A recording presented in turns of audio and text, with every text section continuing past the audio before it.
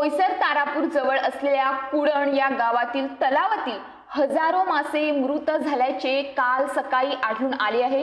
तारापूर जवळील कुडण ग्रामपंचायत हद्दीतील माळी स्टॉप जवळील तलावातील हजारो मासे मृत झाल्याचे रविवारी सकाळी आढळून आले। सकाळी तलाव परिसरात पक्षी निरीक्षणासाठी गेलेल्या एका स्थानिक पक्षी निरीक्षकाला तलावामध्ये मृत माशांचा खच पडल्याचे प्रथम आढळून आले।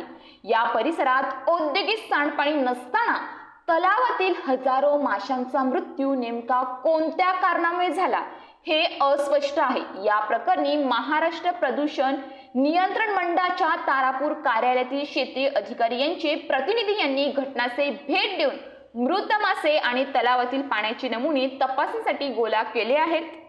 सध्या उन्हाचा तडाखा प्रचंड वाढला असून वाढत्या उष्णतेमुळे तलावाच्या पाण्यातील विरघळलेल्या प्राणवायूचे प्रमाण कमी झाल्यामुळे किंवा विष बाधेमुळे माशांचा मृत्यू झाल्याची प्राथमिक शक्यता वर्तवली जात आहे। या प्रकरणी प्रदूषण नियंत्रण मंडळाच्या अधिकाऱ्यांनी तसेच महसूल अधिकारी यांनी घटनास्थळी भेट देत तलावाची पाहणी करून माशांचा मृत्यू नेमका कशामुळे झाला याचा शोध घेतला जात आहे।